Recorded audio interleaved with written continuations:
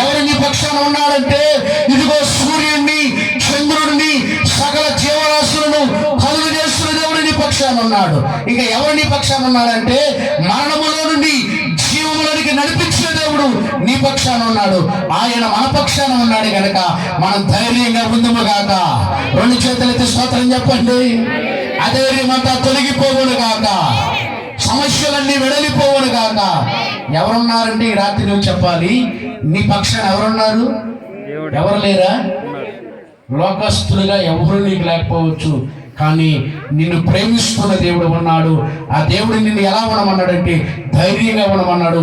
మరి ఈ రాత్రి నీవు ధైర్యంగా ఉండి, ఈ రాత్రి నీవు నిబ్బరంగా ఉండి, ఈ రాత్రి నీవు జాగ్రత్తగా ఉండి దేవుడు చెప్పినది చేస్తూ ఆశీర్వదించబడుదువుగాక, దీవించబడుదువుగాక.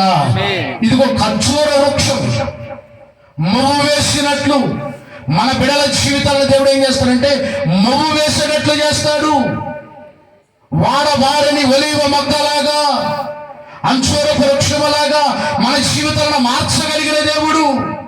మనకు అసాధ్యమే, మన వలన కాదు, కానీ మనం ఆరాధిస్తున్న దేవునికి సమస్తము సాధ్యం. డాక్టర్లకు కొన్నే సాధ్యం, రాజకీయ నాయకులకు కొన్నే సాధ్యం, వ్యాపారస్తులకు కొన్నే సాధ్యం, కానీ మన దేవునికి సమస్తము సాధ్యమే. ఏదైనా చేస్తాడా? చేయడా? ఆయన ఏదైనా చేయగలిగిన సమర్థుడు. ఆ సమర్థుడు నీ పక్షాన ఉన్నాడు. ఆ సమర్థుడు నీకు సమీపంగా ఉన్నాడు.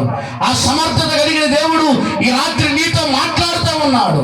ఆ మాటను బట్టి ధైర్యాన్ని కలిగి, ఆ మాటను బట్టి విశ్వాసాన్ని కలిగి ఆయనలో సాగిపోదురుగాక.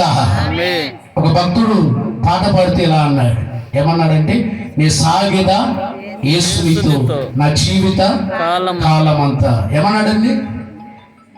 నీ సాగదా యేసునితో నా జీవిత కాలమంతా.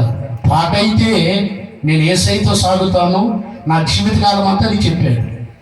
ఆచరణలోకి వచ్చేటప్పటికి ఆదివారం ఆరాధనలో కనబడట్లేదు, ఆచరణలోకి వచ్చేటప్పటికి సువార్త కూడికల్లో కనబడతలేదు, ఆచరణలోకి వచ్చేటప్పటికి ఆయన ఘనపరిచే మహిమపరిచే విషయాల్లో ఎక్కడ సమీపంలో ఉండట్లేదు. పాట పాడమంటే నేను సాగదా యేసునితో. అలాంటి వారిగా కాకుండా సమర్పణ కలిగిన ప్రజలుగా ఈ రాత్రి మనమంతా ముందుగాక. యెహోషువ గొప్ప సమర్పణ కలిగిన వాడు, మోషే గొప్ప సమర్పణ కలిగిన వాడు, అబ్రహాము గొప్ప సమర్పణ కలిగిన వాడు. సమర్పణ కలిగిన వారిగా ఉండాలి.